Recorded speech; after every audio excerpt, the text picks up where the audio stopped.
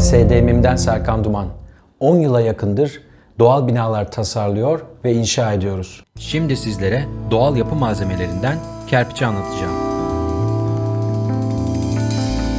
Kerpiç, ana maddesi toprak olan yapı malzemesidir.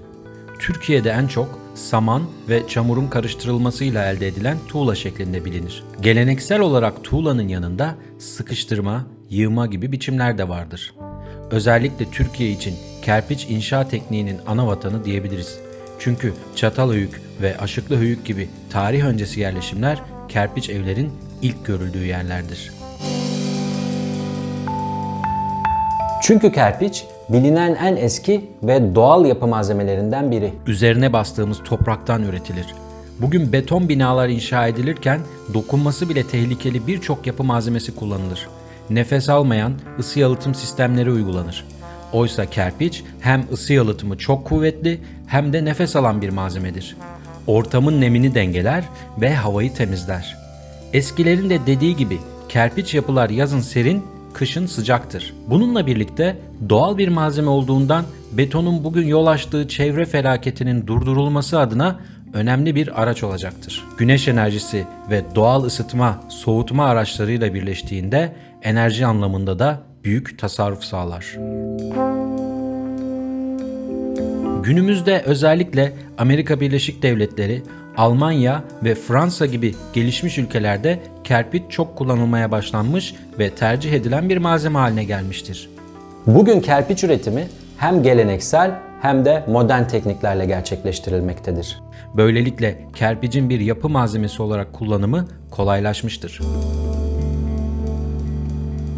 Bin yıllardır ayakta duran kerpiç yapılar bulunmaktadır. Deprem anında önemli olan malzeme değil, doğru teknik kullanılmış olmasıdır.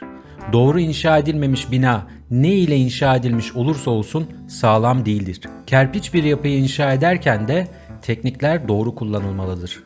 Ayrıca kerpicin suya dayanıklı olmadığı gibi yaygın bir görüş vardır. Tıpkı depremsellik gibi bu da tamamen doğru teknik ve tasarımı kullanmakla ilgili bir durumdur. Şu an dünyada nemli, soğuk, kurak her coğrafyada kerpiç üretilmektedir. Kerpiç inşaatında malzeme ucuz, işçilik pahalıdır. Ayrıca inşa edilecek doğal yapıda ne kadar kerpiç kullanılacağı da önemlidir. Örneğin ahşap yoğun kerpiç bir yapının masrafı daha yüksektir. Üstelik bugün organik yiyeceklerin daha pahalı olması gibi doğal bir yapı da mantıken daha pahalı olmalıdır. Ancak doğru tasarım ve uygulamayla inşaat bütçesi optimum seviyeye çekilebilir. Kerpiç yapı malzemesi olarak getirdiği faydalarla her türde ve fonksiyonda binada uygulanabilir. Bu yapının belli kısımlarında da tamamında da olabilir. Toprağın psikolojik sıcaklığı, görselliği, doğallığı ve ısı yalıtımı düşünüldüğünde çok uygun bir tercih olduğu görülecektir.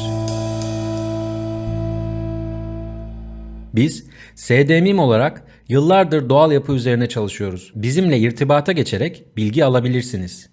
Bir de doğal ve müstakil ev yaptırmak isteyenlere altı altın tavsiye videomuzu izlemenizi tavsiye ederiz. Unutmayın, doğal yapı hem içinde yaşayacaklar hem de dünyanın geri kalanı için en doğru ve sağlıklı seçimdir.